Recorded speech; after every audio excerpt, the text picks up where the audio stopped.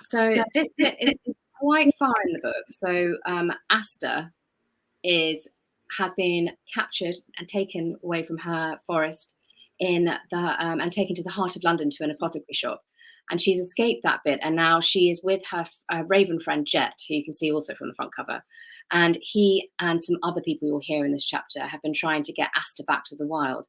But the problem is that Asta's brother Ash is still in the apothecary shop, and she's trying to rescue him and take him back to the wild with her. And Jet and Asta have visited him after this moment, and they have tried to get him to come with them, and he said no. And on their way back to where they're sheltering, they stumble upon the great fire starting.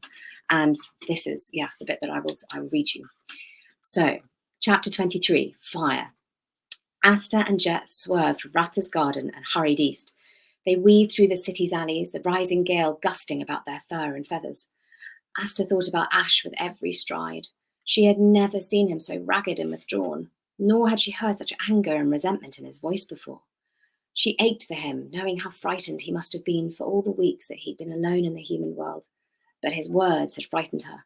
The brother she'd known in the forest had vanished. Beauty had fed off their mother's murder and shrouded Ash's mind with a darkness that Asta did not know how to shed. She couldn't imagine returning to the wild without him, but she couldn't get there without Miriam's help, and every minute of delay created a greater danger that they would all be found out. Tilia had already lost her life, and now Miriam was risking her so that she and Lipa could be free. Yet Asta was sure Ash would perish if she left him behind. They were halfway back to Miriam's house when Asta spotted a bright orange wisp floating in the air. She slowed as more emerged and heard a clamour of drumbeats and the sharp, rapid clang of church bells pealing in the distance. "Asta, stop!" Jet croaked, swooping and quickly nudging her behind a discarded crate where a pair of rats fled from a pile of withered cabbage leaves. A second later, a young man sprinted round a corner, followed by an exhausted family in their nightclothes, carrying their belongings and sacks over their shoulders. The young man hammered a wooden spoon against a metal pot. "Fire in Pudding Lane!" he cried. "Wake up! Wake up! Fire in Pudding Lane!" "We're too late," Asta shuddered, staring up at the windows overhead, igniting with the glow of candlelight as the boy passed below. Asta and Jet hunched low as ashen faces peered through the diamonds of glass above. "Pudding Lane is 3 streets from here," Jet whispered.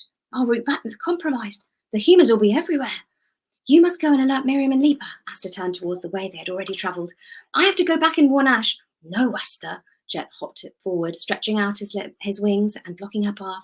"He is in league with Rasta now. You'll be recaptured." "I have to do something." Asta shook her head. "What if Ash—" "All we can do now is make a run for it before these roads start swarming with humans," Jet countered, his eyes roving wildly about the street as men, women and children stepped from their houses with bundles of their possessions, the gale whirling around their nightshirts and blowing their hats off their heads. "If Rasta and Moore are behind this, Ash is probably safe." Asta considered this, her fur prickling with unease. "Miriam will know what to do, and Pudding Lane is the most direct route back to her. It's a 2-minute dash from end to end. You can do it. The humans will be distracted by the fire." "I can't." Asta stared at the people filling the road ahead, her brow furrowing with dread. "There'll be too many of them." "You escaped the Bartholomew Fair, Asta. You can do anything if you believe you can," Jet reassured, and Asta felt stronger. "I'll be with you. Stick to the shadows, take cover under whatever you can, and don't stop long enough for anyone to realise what you are." Asta nodded hesitantly. "Now go," Jet urged, hopping forward and bulking out his wings with Asta padding behind. "Go!" Asta's heart pounded as she hobbled as fast as she could through the streets, now crowding with humans, either fleeing the conflagration or pointing at the sparks floating on the wind and settling upon the gutters and gables of the houses. She felt the fire before she saw it, her breath smarting as the gale gusted smoke towards her. She turned onto Pudding Lane with a cough, and her chest burned as the heat and the sour smell of smouldering wood, daub, straw, textiles, tar, pitch, and countless human chattels were devoured by flames that stretched above the rooftops and illuminated the road in a hellish glow. Both sides of Pudding Lane were ablaze. The old timber jettied houses were packed so closely together that every speck of fire travelling on the wind spread the inferno through any cracks in the wood or roof tiles it touched.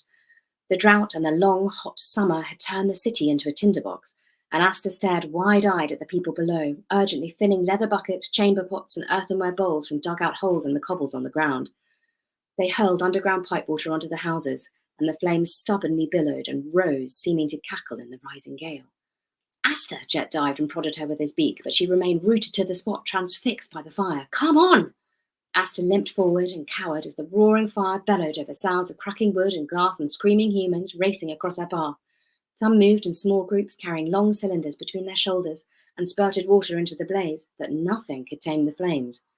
The 2-minute dash from the end of the road felt never-ending, and relief swept through Asta when she turned onto Lower Thames Street and gulped the fresher air, as she left Pudding Lane behind her and hurried east into the wind.